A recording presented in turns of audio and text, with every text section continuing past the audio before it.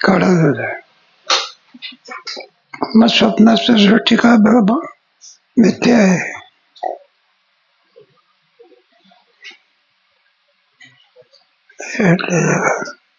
अरे स्वप्नाचं सृष्टी का मिथ्या आहे.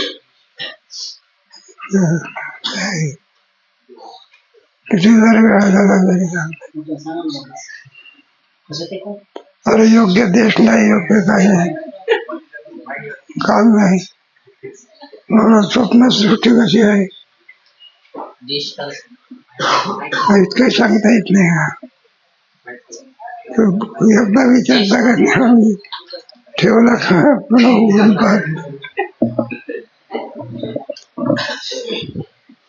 मला स्वप्न योग्य देश नाही, योग्य काय नाही, म्हणून स्वप्न हे कसं आहे. मग जागृती मिथ्या कशावर आहे.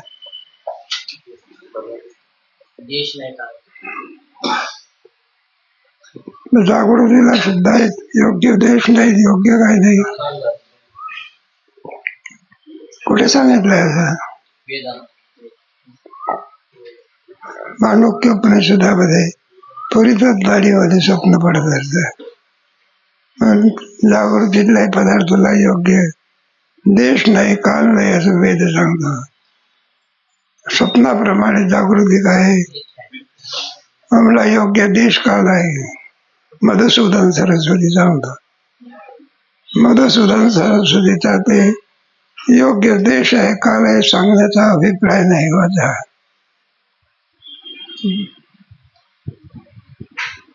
मधुसूदनाचे मताने जागृत पदार्थांस देशकाल कारण असल्याची शंका व समाधान. ते म्हणजे असं काय म्हणतात, जागृत पदार्थाला सुद्धा योग्य देश आहे, योग्य काल आहे असं कोण सांगतात. इस्टिस्टँडवरचा हमाल सांगतो. कोण सांगते. मधुसूदन म्हणजे सूर्यवर. सरस्वतीचा किती खजिना आहे हे मधुसूदनाला माहिती आहे. मधुसूदनाच्या ठिकाणी किती वाङ्मयाचा खजिना आहे सरस्वतीला माहिती नाही. मधुसूदन सरस्वती अद्वैत सिद्धी नावाचा ग्रंथ लिहिला आहे. शिष्य महाराज अद्वैत सिद्धिकार मधुसूदन स्वामींनी देशकाल हे साक्षात अविद्येचे कार्य आहे असे सांगितले आहे. असं काय म्हणतात. मधुसूदन सरस्वतीने देशकाल सांगितलेला आहे, तेव्हा मधुसूदन स्वामीचा देशकाल सांगण्यामध्ये तात्पर्य नाही. याचा अर्थ असा आहे की माया विशिष्ट परमात्म्यापासून मायेचे परिणाम देशकाल हे प्रथम उत्पन्न होतात आणि नंतर त्या देशकालापासून आकाशादी प्रपंचाची उत्पत्ती होते.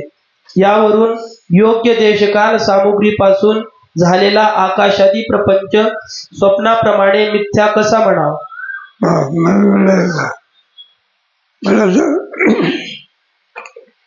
स्वप्नस्थ पदार्थाची सामग्री वेगळी आणि जागृतीतल्या पदार्थाची सामग्री वेगळी. योग्य असं बरोबर. स्वप्नामध्ये एका क्षणात सगळं दिसते, जागृतीतल्या एका क्षणात आहे का. मग माया, मग मायापासून पंचमहाभूत, पंचमहाभूतापासून बरं का आपली सृष्टी, त्याच्यामध्ये सूक्ष्म सृष्टी, स्थूल सृष्टी. जागृतीमध्ये आपल्याला म्हणजे स्वप्नात कुठे आहे. झोपला त्यावेळेला एकटाच होता, स्वप्नामध्ये सगळं बघायला लागला आणि पुन्हा जागा झाला तर स्वप्नातलं कुठं गेलं, मसनात गेलं का. म्हणून योग्य देशकाल सामग्री नाही. पुढे श्री गुरु मधुसूदन स्वामींचा माया विशिष्ट परमात्म्यापासून देशकाल प्रथम होतात आणि आकाशाधिक नंतर होतात. त्यामुळे देशकाल व आकाशादी प्रपंच यात कार्यकारण भाव आहे असा अभिप्राय नाही. तेव्हा आणि योग्य देशकालापासून ही सृष्टी उत्पन्न होते हे सांगण्याचा कार्यकारण अगोदर पंचमहाभूत उत्पन्न होते, तेव्हा गेलं की 75 आहे. 2-3 प्रकार आहे. सूक्ष्म सृष्टी, पुढे स्थूलसृष्टी, कारणसृष्टी, कोश कसे नाही वगैरे. किंवा जागृतीमध्ये कार्यकारण भाव आहे का नाही? अगोदर बाप, नंतर नातू, नंतर आजोबा, कार्यकारण भाव आहे. स्वप्नामध्ये इतका कार्यकारण भाव आहे का? क्षणभर तर पडलं आणि त्याच्यामध्ये इतका भाव होतो, नातू आणि त्याचा बाप आणि त्याचा खापर पण आणि जागृत पाहते स्वप्न किती. योग्य देशकाल आहे असं सांगता येत नाही. कसं व तसा अभिप्राय असणे संभवनीयही नाही. तसे मांडण्यास अडचण काय येते ती पहा. भूतकालात जे उत्पन्न होते त्यास प्रथम किंवा पूर्व असेही म्हणतात. भविष्यकालात होते त्यास उत्तर किंवा पश्चात म्हणतात. ही गोष्ट प्रथम लक्षात ठेवली पाहिजे. आकाशादी प्रपंचाच्या पूर्वकाली देशकाल उत्पन्न होतात. या म्हणण्याने कालाच्या उत्पत्तीच्या पूर्वी काल उपहित परमात्मा देशकालाचे अधिष्ठान होता. अगोदर देश, पुढे मग काल. तर देश कारणीभूत आहे, काल कारणीभूत आहे का नाही? कुठेही काही वागवत कुठं उगत असतं का? तेव्हा त्याला योग्य देश लागत असतो. आपल्याकडे काय म्हणतात, काही पदार्थ आपल्याकडे सफरचंदाची झाडं कुठे आहे? योग्य देश नाही. आणि अंजिराची झाडं पंजाबमध्ये नाही, योग्य देश म्हणतात. इकडच्या भागाला बरं काही इकडे सगळी ज्वारी वगैरे पिकत असते. योग्य देश असावा लागतो, योग्य काल पाहिजे. पेरल्यानंतर लगेच उगवते का? उगवल्यावर त्याला कणीस येते का? मग 5-6 महिने जावं लागतं. योग्य देश आणि योग्य काल असा. याचा स्पष्ट अर्थ असा की कालाच्या उत्पत्तीलाही दुसऱ्या एका पूर्वकालाची अपेक्षा असते. तसा काल तर परमात्म स्वरूपाचे ठिकाणी मुळीच नाही. म्हणून आकाशादिकाहून पूर्वकाली देशकालाधिक होतात असा मधुसूदन स्वामींचा अभिप्राय काढणे म्हणजे आपलेच अज्ञान व्यक्त करणे होय. अभिप्राय काढावा लागलो. तुम्ही ऐकलंय की एक पोरगा उशिरा पाठवला. एखादा मावली म्हणायचे, बाळ इतका लवकर पाठवलं जाऊ नये, सावकाश यावं, झोप बी काढाय. लवकर पाठवला या असं सांगण्याचा तो अभिप्राय आहे का सावकाश सांगण्याचा अभिप्राय आहे? एकाला सांगायचं दुसऱ्याला लागेल. एखादा मुलाचा मुलगा असो, मग तो शेजारच्या मुलाची स्तुती करत असतो. बाबा म्हणला, काय बाळू 50 पैकी 56 मार्क 60 मार्क मिळतो. कोणाच्या पोराची स्तुती करतो?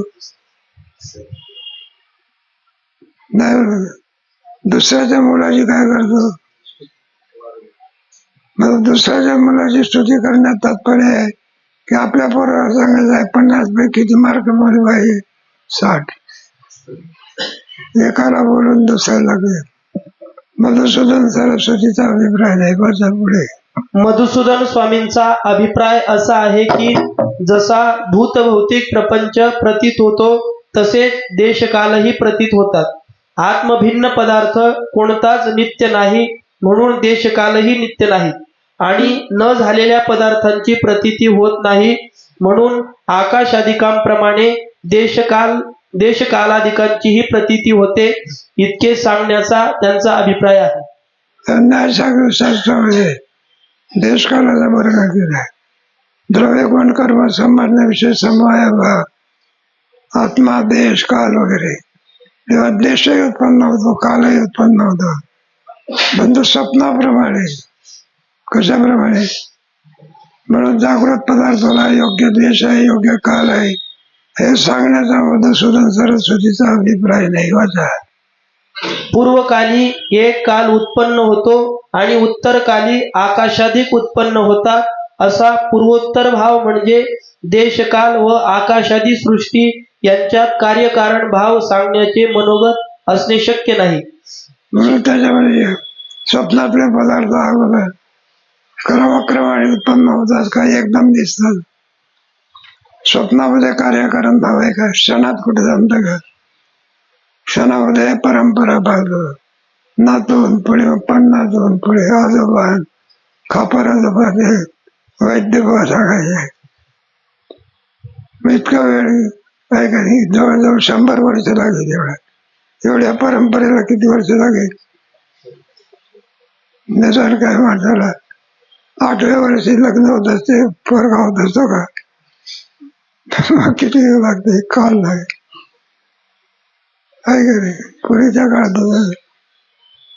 तेव्हा कालाची अपेक्षा असते पुढे. शिवाय ते देशकाल मायेचा परिणाम आणि चैतन्याचा विवर्त आहे.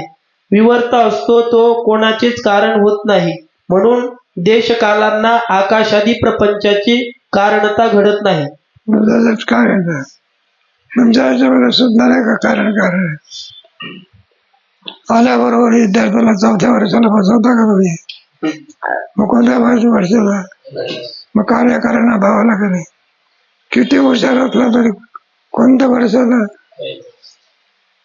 मग पुढे एकदम पहिल्या वर्षातून 4थ्या वर्षात बसवता का? क्रम आला का नाही पुढे? स्वप्नात पिता पुत्र जसे एकदम उत्पन्न होतात, त्याप्रमाणे देशकाल सहित आकाशादी प्रपंच माया विशिष्ट परमात्म्यापासून उत्पन्न होतो. त्यात पूर्वोत्तर भाव मुळीच नाही, म्हणून कार्यकारण भावही नाही. ईश्वरापासून माया विशिष्ट चैतन्य म्हणजे ईश्वर. सृष्टीचा करता कोण आहे? जीव आहे का? आपोआप होते का सृष्टी? मग सृष्टीचा करता कोण आहे? ईश्वर. आणि तो हे सर्व सृष्टी काय करतो? पण हे झालं व्यावहारिक सत्ता. वाचिक प्रातिभाषिक काय कार्य करणार नाही पुढे. जागृत पदार्थांस देशकाल कारण असल्याचा प्रत्यक्ष अनुभव. शिष्य नाही कसं म्हणतात म्हटलं? जागृत पदार्थाला सुद्धा देशकाल आहे. ज्या देशामध्ये ज्या कालामध्ये जी वस्तू उत्पन्न होते त्याच देशामध्ये त्या कालात उत्पन्न होते. योग्य काल नाही कसं म्हणतात पुढे. शिष्य महाराज, काही पदार्थ काही देशात व काही कालात उत्पन्न होतात. जसे भात कोकणात, ज्वारी देशावर व आंबे वैशाख ज्येष्ठात पिकतात. म्हणजे त्या पदार्थाच्या उत्पत्तीस विशिष्ट देशकालाची अपेक्षा असते. आपल्याकडे भात कुठं पिकतो? भात म्हणजे खायचा भात नाही. भात शब्दाचा अर्थ काय आहे? जरा तिथे धान म्हणतात. अगोदर ते मग ते मशीन मध्ये चाललंय सार होत. त्याला क्रम आहे की कोणत्याही देशामध्ये कोणत्या इकडे भाताची शेती कुठं होते? कोकणामध्ये ज्वारी कुठं पिकते? म्हणजे ते देशकाल व पदार्थास कारण आहेत असे झाले. तसेच सर्व पदार्थ सृष्टी कालात उत्पन्न होतात, प्रलय कालात उत्पन्न होत नाहीत. असे असता पदार्थोत्पत्तीस देशकालाची कारणता नाही असे कसे म्हणावे? बरोबर. ज्या देशात ज्या कालात म्हणजे काय जन्माला आल्याबरोबर 25 वर्षाचा पोरगा होत असतो का? त्याला कोण आहे? कालकारणी होत आहे. काल तुम्हाला आणखी पेपर सोडायला 2 तास काय द्यावं लागतं? कालाला काय नाही करायचं? भारत देशाला काय नाही ज्ञानेश्वरी समोर ठेवून परीक्षा देतो. मला त्याला देश म्हणता येईल का? मग काय केलं पाहिजे? देशकाल कारणीभूत आहे पुढे. जागृत पदार्थास देशकाल कारण नाहीत. श्री गुरु, अरे ज्या मायेपासून देशकाल प्रपंच यांची उत्पत्ती होते त्या मायेपासून देशकालाचे ठिकाणी अनिर्वचनीय कारणता प्रतीत होते. माया काय काय दाखवेल काही सांगता येत नाही. सर्व सृष्टी ब्रह्माचा परिणाम आहे का मायेचा? कोणाचा परिणाम आहे? मायेचा परिणाम. ब्रह्माचा कुठं परिणाम होतो का? ब्रह्माचा परिणाम का नाही? ते असंग स्वरूपात आहे. त्याच्यामध्ये कोणताही एखादा भात असला, जर त्या तांदळामध्ये खडा असला, भात शिजत असतो, खडा शिजत असतो. खडा जसाच्या एक भात खाता खाता कडकन वाजलो. दुसरं माणसाला वाटलं भातात काय वाटलं असलं पाहिजे. का म्हटलं तुमच्या भातामध्ये खडा होता का? हा म्हणाला नाही. मग तुम्ही चुंकून का नाही टाकला? म्हणलं फुकट होता का? खडा कुठा शिजत असतो का? खडा जसाच्या तसं ब्रह्म जसाच्या. मग हे सगळा परिणाम दिसतो कोणाचा आहे? बाईचा. वास्तविक सर्वांची युगपत उत्पत्ती होते, म्हणून देश कालाचे ठिकाणी कारणता नाही. म्हणून युगपत म्हणजे एक आहे की देश काल कारणीभूत नाही. म्हणून स्वप्नाप्रमाणे जागृती सुद्धा सत्य नसून काय आहे? स्वप्नाला योग्य देश नाही, योग्य काय नाही. तसं जागृतीला योग्य देश नाही, योग्य कारण नाही. मग जागृती सुद्धा काय आहे? देश कालाच्या कारणतेबद्दल अन्यथा ख्यातीचा स्वीकार. शिष्य त्याचा थोडासा पर्याय काढला, आम्हाला कार्यक्रम भाव दिसतो ना, मग कोणची ख्याती? अन्यथा ख्याती. अन्यथा ख्याती म्हणजे काय? रानामध्ये असलेला सर्प कुठे दिसतो? कोणती ख्याती? शिष्य महाराज, जो पदार्थ झाला नाही त्याची प्रतीती होत नाही, हा एक सिद्धांत आहेच ना. बरे, न झालेल्याची प्रतीती मानली तर असत ख्यातीचा अंगीकार होऊन वंध्यापुत्राचीही प्रतीती मानावी लागेल. ती तर होत नाही. मानावं लागेल. पदार्थ असल्याशिवाय त्याची प्रतीती असू शकत नाही. अगोदर पदार्थ, नंतर त्याची उत्पत्ती. शिवाय अन्यथा ख्याती मांडल्यासारखं. अन्यथा ख्यातीचं खंडन केलं नाही. काय करे? दोन प्रकार सांगितले. पहिला प्रकार कोणता? रानामध्ये असलेल्या सर्पाची प्रतीती कुठे येते? समोर, नेत्रदोषामुळे. दुसरा प्रकार दोरीवर सर्पाचं बाण होतं. असं अन्यथा ख्यातीचा अख्यातीमध्ये खंडन करून टाकलं. पुढे आता देश कालाचे ठिकाणी कारणता मुळीच नसेल तर देश कालाचे ठिकाणी कारणता मायाबलानेही प्रतीत होणार नाही. आणि प्रतीत बरोबर, देश कालाच्या ठिकाणी कारणता नाही. पुढे आणि प्रतीत तर होते असा प्रत्यक्ष अनुभव आहे. आता आपण असे म्हणाल की सर्व प्रपंचाचे कारण ब्रह्मच आहे. त्या ब्रह्माचे ठिकाणी असलेली कारणता देश कालाचे ठिकाणी प्रतीत होते. वस्तुतः देश कालाचे ठिकाणी कारणता नाही, तर असेही आपणास म्हणता येणार नाही. मग कारणता मानलीच पाहिजे. देश काल कारण आहे. माझा देश सुद्धा मानलं पाहिजे. नाही का? आपल्याला एखाद्या शेतकऱ्याला पीक काढायची इच्छा झाली, मग काय, त्याला पीक काढायचं असेल तर का नदीतल्या पाण्यावर पीक काढता येते का? मग कुठे पीक जमीन पाहिजे. का म्हणलं तो येईल की म्हणून आमच्याकडे जमीन पीक काढण्याकरता काय पाहिजे? देश लागत असतो. नुसतं काळं रान असलं तर का पीक निघते का? पेरावं लागतं अगोदर. पुढे जसे देशकालाचे अधिष्ठान ब्रह्म आहे, तसे सर्व प्रपंचाचे अधिष्ठान ब्रह्मच आहे. मग फक्त देशकालांतच कारणता प्रतीत व्हावी व अन्य पदार्थात कार्यता प्रतीत व्हावी असे का व्हावे? शिष्याची शंका, सगळ्या पदार्थाला कोण अधिष्ठान आहे? मग एकामध्ये कारणता आणि एकामध्ये काय आहे?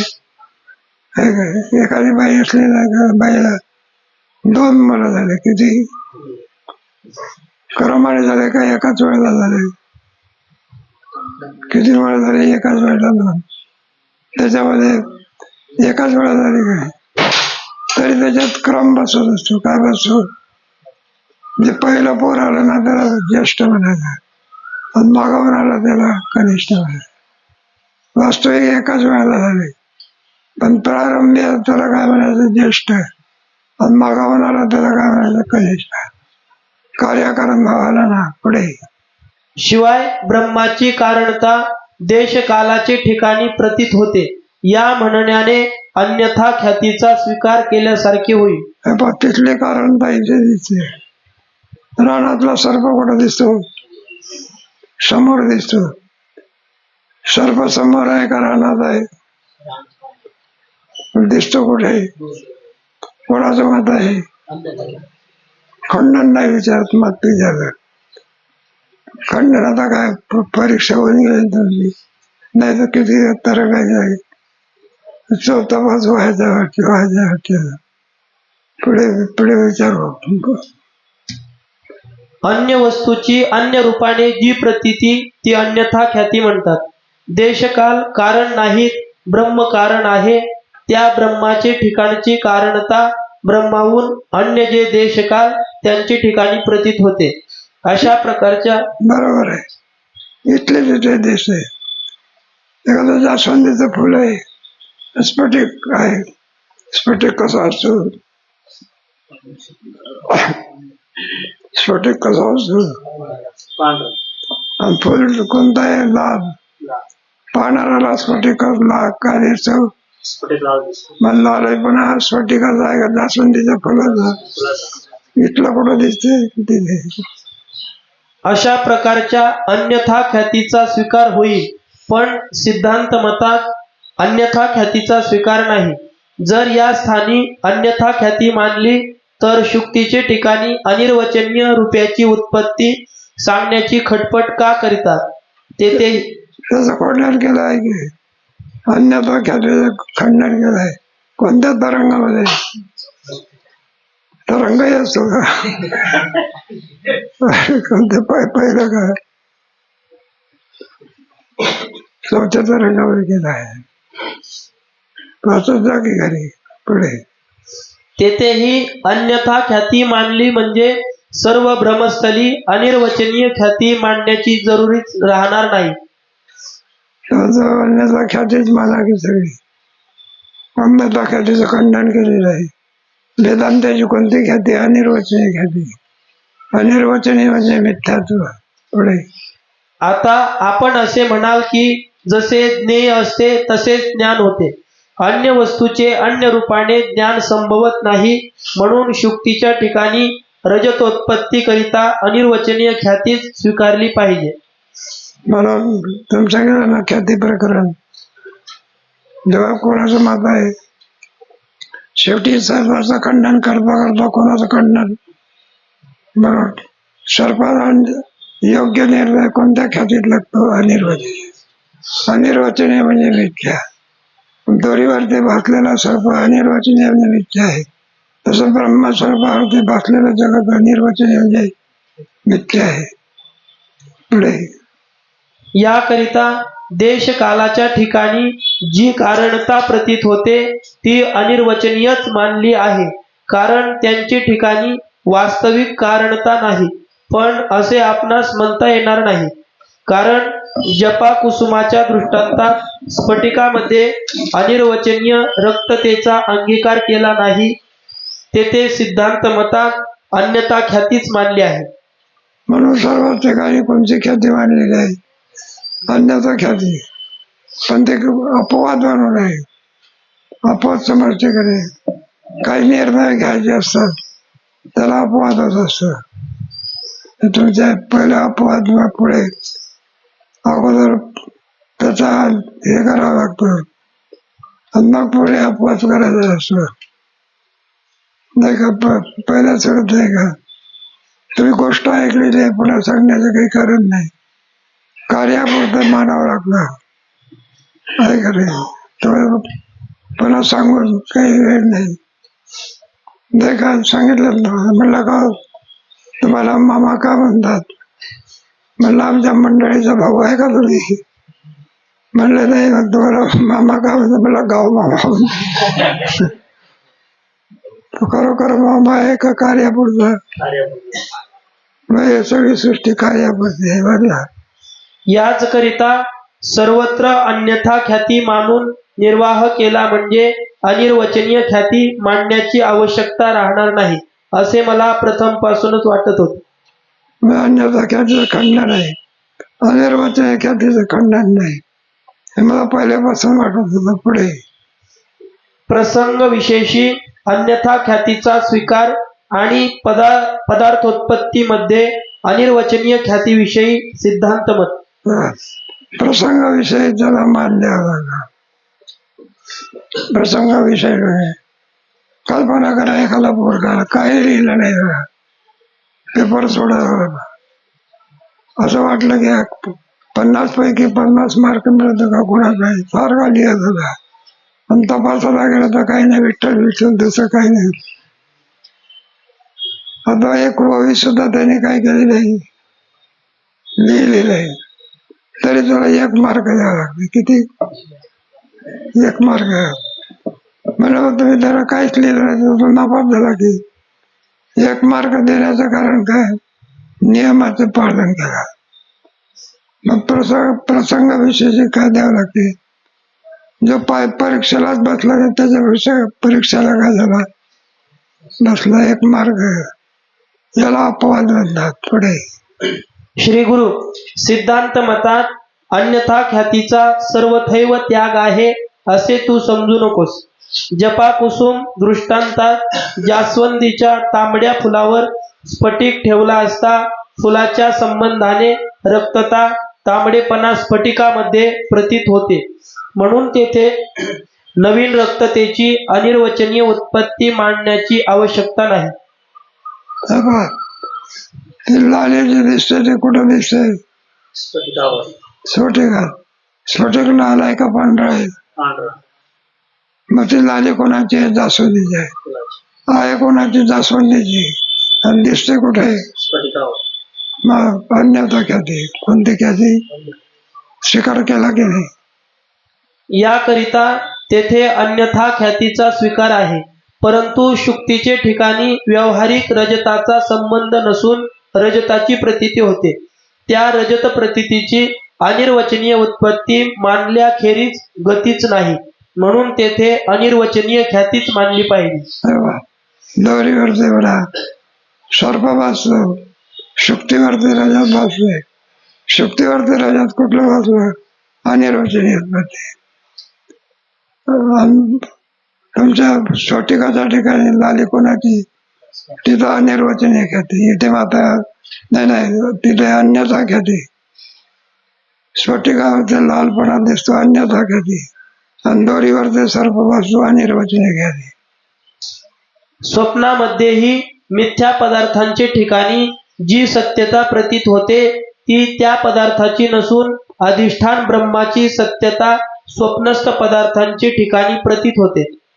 स्वप्नस्थ पदार्थ सत्य का वाटतात? स्वप्नातून जागा होईपर्यंत. मग त्याच्या ठिकाणी सत्यता अधिष्ठानाची असते. पुन्हा जागा झाला की स्वप्नस्थ पदार्थ मिथ्या आहेत. पुढे तेथेही अन्यथा ख्यातीचा स्वीकार आहे, परंतु अधिष्ठान ब्रह्माचे ठिकाणी स्वप्न पदार्थ नसून प्रतीत होतात, म्हणून त्यांच्या उत्पत्तीमध्ये अनिर्वचनीय ख्यातीच मानली पाहिजे. मग कोणती ख्याती मानली पाहिजे? अनिर्वचनीय ख्याती. ज्याची उत्पत्ती सांगता येत नाही तर अनिर्वचनीय ख्याती, आणि उत्पत्ती सांगता आली तर अन्यथा ख्याती. पुढे तशीच अधिष्ठान ब्रह्माची कारणता देशकालाचे ठिकाणी प्रतीत होते, म्हणून त्या ठिकाणी अन्यथा ख्याती क्षणभर मानली तरी चालेल. मला अन्यथा ख्याती मानली तरी चालेल. कारण नाही पहा, ब्रह्माची जी सदरूपता चिद्रूपता आहे ही सृष्टीच्या ठिकाणी प्रतीत होतात. मला आपल्याला सृष्टी कशी वाटते? मिथ्या असून काय वाटते? सत्य वाटते. पुढे यावरून सर्वच ठिकाणी अन्यथा ख्याती मानून निर्वाह होणार नाही. म्हणून प्रसंगाविषयी आता एखादा माणूस म्हणायला लागला आहे, एखाद्या लग्नाला गेला तर मामापदाचा मान मिळाला. कोणता? मग एका लग्नामध्ये मामापदाचा मान मिळाला, सगळ्या लग्नात मिळतो का?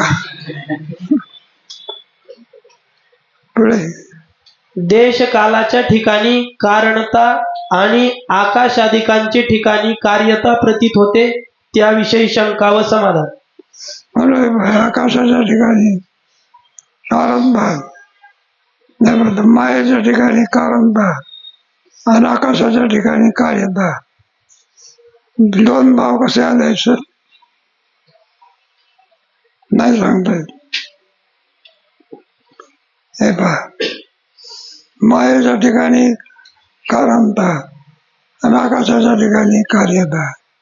दोन भाव का आले? मायेचं कार्य आहे ना कोण? आकाश कोणाचं कार्य आहे? बापे कार्य कार्य पाहिली का नाही? काय रे? कोणापासून आकाश झाला? कोणापासून आकाश झाला? माया का झाली? दणकून जगायला माया झाली कारण, आकाश झाला कार्य. मग युगपत म्हणतात तुम्ही कार्यकारण भाव कुठे आहे? पुढे जर ब्रह्माची कारणता देशकालाचे ठिकाणी प्रतीत होते तर आकाशादी प्रपंचाच्या ठिकाणी कारणता का प्रतीत होऊ नये? जसे देशकालाचे अधिष्ठान ब्रह्म आहे तसे आकाशादी सृष्टीचे अधिष्ठानही ब्रह्मच आहे अशी शंका केली. वेदांत म्हटलं ते मायान ब्रह्म मायान रज्जून सर्प इथं हे सगळं चालत आहे. हे का नाही? आता पुराण नाही ना, काय नाही. गीता म्हणा, पंचदशी म्हणा, हे सगळं तत्वाचा विचार करणारे ग्रंथ आहे. आणि मग रामायण म्हणा किंवा काय म्हणा, त्याच्यामध्ये मात्र गोष्टी बिष्टी आहे. एखादा पोरगा विचारतो का सीतेला रावणाने काय झालं सोडून दिलं, मला कुठे नेलं? मी लगेच सांगतो तो अशोकाच्या वनात. असं सांगता येतं काही? तत्वनिर्णय म्हणतात. कोणता निर्णय? तत्वनिर्णयाचे ग्रंथ आहे. पुढे तिचे समाधान असे आहे की जशी स्वप्नात पिता पुत्रांची दोन शरीरे उत्पन्न होतात आणि दोन्ही शरीरांचे चैतन्यच अधिष्ठान असते, तरीही पितृ शरीराचे ठिकाणी अधिष्ठान चैतन्याची कारणता प्रतीत होते आणि पितृजन्य पुत्र अशी पुत्र शरीराचे ठिकाणी कार्यता प्रतीत होते. एखादा कुटुंब आहे, मग कुटुंबामध्ये एखादा बाप असतो आणि मुलं वगैरे असतात. बापाच्या ठिकाणी कोण झालं? बापाच्या ठिकाणी कोण आलं होतं? कारण. आणि मुलाच्या ठिकाणी काही कार्य कारण भाव नाही, पण मुलाला कार्यकारण भाव. याच रीतीने अधिष्ठान ब्रह्म चैतन्याचा संबंध तर सर्व पदार्थांशी आहे, तरीही देशकालाच्या ठिकाणी ब्रह्म चैतन्याची कारणता आणि आकाशादी सर्व प्रपंचाच्या ठिकाणी कार्यता प्रतीत होते. ब्रह्माच्या ठिकाणी कारणता. ब्रह्म कोणाचं कार्य नाही, कोणाचं कारण नाही, पण ब्रह्मस्वरूपाच्या ठिकाणी कारणता आणि याच्या सृष्टीच्या ठिकाणी कार्यता. वास्तविक नसून सर्व प्रती स्वप्नाप्रमाणे. पुढे शिष्य महाराज, देशकालाच्या ठिकाणी जी कारणतेची प्रतीती होते ती ब्रह्माची कारणता आहे असे आपण सांगितले. आकाश म्हणून ब्रह्माच्या ठिकाणी कारणता आणि मायेच्या ठिकाणी कार्यच नाही. माया कोणाचं कार्य नाही, माया कारणच आहे. ब्रह्म सुद्धा काय कारणच आहे. ब्रह्म जर कारणही नाही आणि कार्यही नाही, हे क्रमाक्रमाने ज्ञानेश्वरीमध्ये आहे. जे कार्य ना कारण म्हणजे दिसते कोणामुळे दिसते? ख्याती प्रकरण मानावं लागतं. पुढे आकाशादी प्रपंचाचे ठिकाणी जी कार्यता प्रतीत होते म्हणून सांगितले ती तर ब्रह्माचीच ना. वरच्या सांगण्यावरून स्पष्ट बोध झाला नाही म्हणून शंका आली. बरोबर, कार्यकारांचा विचार केला पाहिजे. योग्य कार्य आणि योग्य कारण, योग्य देशकाल आणि योग्य काल. योग्य देशकाल कारण असेल तर सत्यत्व, योग्य देशकाल कारण नसेल तर मग मिथ्यात्व. कार्यकारण भावाला तर सत्यत्व बदलेल आणि केवळ एकाएकी युगापासून उत्पत्ती आली तर मिथ्यात्व बदलेल. पुढे श्री गुरु, हे शिष्य, ब्रह्मचैतन्य असंग आहे. परमार्थदृष्ट्या त्याच्यापासून काही झाले नाही म्हणून ते कोणाचे कारण नाही. कोण कोण ब्रह्मचैतन्य असंग स्वरूपाचं, त्याच्यापासून काही झालं नाही मग तो कसा आहे? तो असंगच आहे. मग खड्याला कुठं अंकुर पडत असते का? मग कसं आहे? तो असंग स्वरूपाचा आहे. आणि ज्वारीला काय पडतं? मग कोंब पडत असते. निसंग आला पुढे. म्हणजे कारणता धर्म त्याच्या ठिकाणी मुळीच नाही. तसेच ब्रह्मचैतन्य कोणापासून उत्पन्न झालेले नाही म्हणून त्याचे ठिकाणी कार्यता हाही धर्म नाही. कार्यकारणता धर्माहून ब्रह्म असंग आहे. जे कार्य नाही, कोणाचं कारण नाही, कोणापासून उत्पत्ती झाली नाही म्हणून ते कारण नाही, आणि उत्पत्ती झाली नाही म्हणून ते कार्य नाही. त्याच्यापासून काही झालं नाही म्हणून त्याला कारण म्हणता येत नाही, आणि ते कोणापासून उत्पन्न झालं नाही म्हणून त्याला कार्य म्हणते. कार्य ना कारण दोन्ही धर्म ब्रह्मचैतन्य असंग स्वरूपात आहे. पुढे वाचा. देशकालाच्या ठिकाणी कारणता प्रतीत होते ती कोणाची, याविषयी शंका व समाधान. आता शंका आणि समाधान बरं म्हणायला लागेल. शंका आणि समाधान झोपेचा औषध पण चांगला आहे. पुढे ज्ञानेश्वरी पंचदशी सोडवायला चांगला उपयोग होतो. पुढे वाचा. शिष्य, आता पुन्हा अशी शंका येते की मग देशकालाचे ठिकाणी कारणता आणि आकाशादी सृष्टीचे ठिकाणी कार्यता प्रतीत होते ती कोणाची. आकाशाच्या ठिकाणी काय काय प्रतीची राहते? कारणता. पदार्थाच्या ठिकाणी कार्य नाही. कार्यकारण भाव हे कोणापासून झाले? प्रतिची संगती काय करावी लागते? लावावी लागत होते.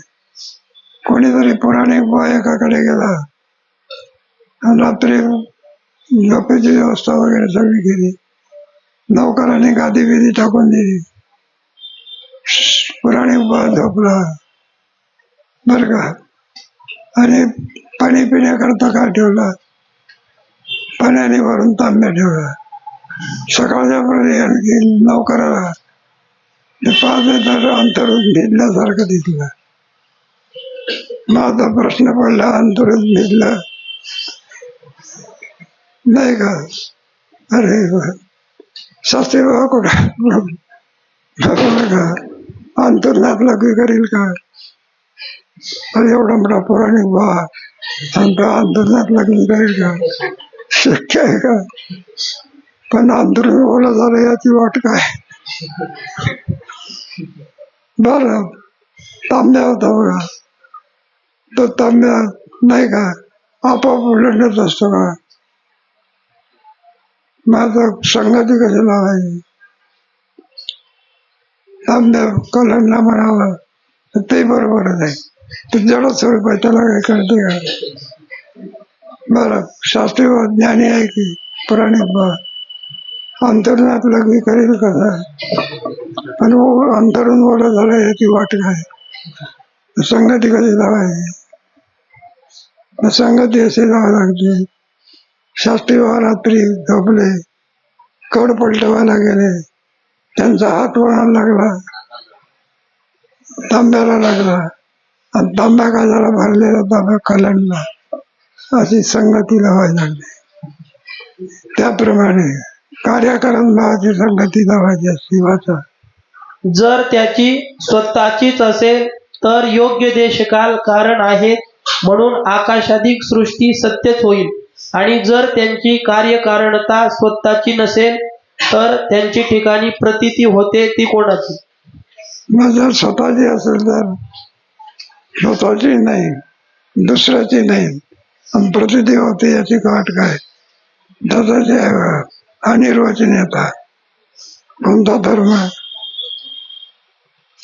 हे अनिर्वचन अनिर्वचन म्हणजे मिथ्या.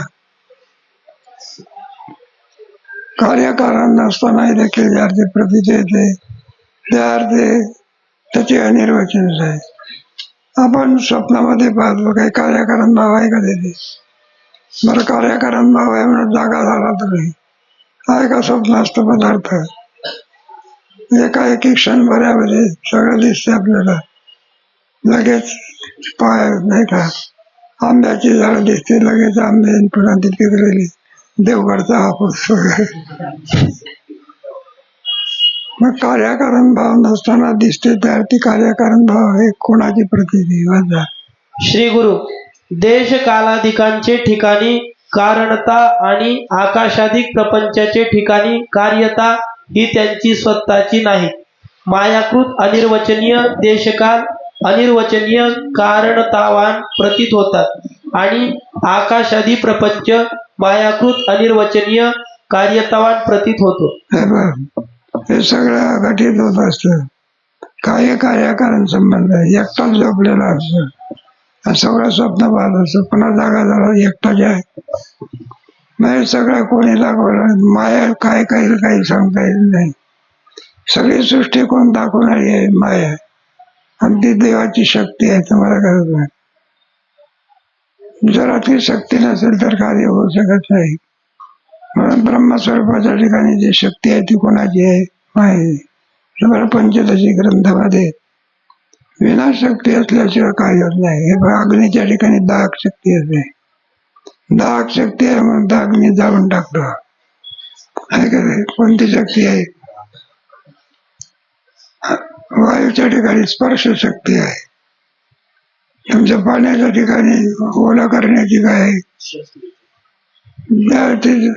शक्ती जर नसेल तर कार्य होऊ शकत नाही. पुढे परमार्थ दृष्टीने देशकाल कारण नाहीत, परंतु जसा पुत्रहीन पुरुष स्वप्नामध्ये पुत्र व पौत्र या दोघांना पाहतो, तेथे पुत्र पौत्रांची शरीरे अनिर्वचनीय युगपत उत्पन्न होतात. तरीही पुत्र शरीराचे ठिकाणी पौत्र शरीराची अनिर्वचनीय कारणता आणि पौत्र शरीराचे ठिकाणी पुत्र शरीराची अनिर्वचनीय कार्यता प्रतीत होते. युगपत उत्पत्ती असते. स्वप्नामधल्या पदार्थाची कार्यकारण भाव आणि उत्पत्ती होते का? क्षणभरामध्ये शक्य आहे का? युगपत म्हणजे युगपत म्हणजे योगदान, क्रम नाही त्याच्यामध्ये. आपण दर्शनाला गेलो, दादा दर्शन करते वेळी युगपत आहे का क्रम आहे? एखादा रावजीचा झाड असतो, काही मानत नाही कोणाला, झाडकन जातो, कुठे रागी तुम्ही रागी असं एकदम हलका म्हणत मला मांक सांगतो. पण कार्यकारण काय आहे? भाव आहे ना. तसा सृष्टीमध्ये कार्यकारण भाव नाही, युगपत उत्पत्ती आहे. तसेच अनिर्वचनीय देशकाल अनिर्वचनीय कारणतावान आणि अनिर्वचनीय आकाशादी प्रपंच अनिर्वचनीय कार्यतावान प्रतीत होतो. सगळे अनिर्वचनीय ख्याती अन्यथा ख्यातीचा स्वीकार नाही. एखाद्या वेळेला स्वीकारला केला म्हणजे त्याचा अर्थ, पण सगळा अनिर्वचनीय आहे. दिसणारा प्रपंच सुद्धा अनिर्वचनीय आहे. स्वप्नाचा प्रपंच अनिर्वचनीय आहे. असून दिसतो का नसून दिसतो? अनिर्वचनीय. त्याप्रमाणे असून नसतो का दिसून दिसतो? म्हणजे सगळं जागृती सुद्धा कशी अनिर्वचनीय. नसून ती ब्रह्मस्वरूपाच्या ठिकाणीचा काही संबंध नाही. पुढे परमार्थ दृष्टीने देशकाल आणि आकाशादी प्रपंच यामध्ये कार्यकारण भाव मुळीच नाही. हे म्हणजे कार्यक्रम बाबा. जागृतीतल्या पदार्थामध्ये कार्यकारण भाव आहे. स्वप्नस्थ पदार्थामध्ये कार्यकारण काही नाही. क्षणभरामध्ये कुठे कार्यक्रमात नाही. ते युगपत म्हणायचं, काय म्हणायचं? या रीतीने देशकाल सामुग्री वाचून जागृत प्रपंचाची अनिर्वचनीय उत्पत्ती आहे, म्हणून जागृत प्रपंच मिथ्या आहे. जागृत पदार्थ मिथ्या काम, त्याच्यामध्ये कार्यकारण भाव मिळायचे नाही. युगपत उत्पत्ती आहे म्हणून स्वप्नाप्रमाणे. स्वप्नामध्ये सुद्धा कार्यक्रम भाव आहे, दिसतो याची वाट काय, पण मुळामध्ये तो कसा आहे? अनिर्वचनीय आहे. कार्यक्रम भाव दिसतो कधी? हे बाई एखादं चित्र आहे, त्या चित्रावरती एखाद्या बाईचं चित्र आहे, बाईच्या कडेवर मूल आहे, कार्यक्रम भाव आहे का नाही? बाई कोण? कारण मुलगा कोण? कार्य. खरोखर कार्यक्रम भाव आहे का? दिसतो याची मग अन्यथा ख्याती नाही. मग सर्व पदार्थ युगपत उत्पन्न होतात आणि युगपतच मावळतात. शिष्य, या एकंदर विवेचनावरून स्वप्न प्रपंच मिथ्या आहे असा निश्चय होतो, पण स्वप्नाप्रमाणे जागृत प्रपंचही मिथ्या आहे असे वाटत नाही. मला शंका देते. माणसाला बरं आहे, स्वप्नातलं बरं आहे, आपलं स्वप्नातलं लगेच मिथ्यात्व करते. त्याच्याकरता विचारसागर शिकण्याची काय नाही. त्याच्यात काय स्वप्न मिथ्याला झाडू मारणाऱ्या बाईला सुद्धा कळते. ती सांगते असं होतच मिथ्यात्व कारण शोधावं लागतं. अशी शंका आहे कोणाची, त्या शंकेचं उत्तर कधी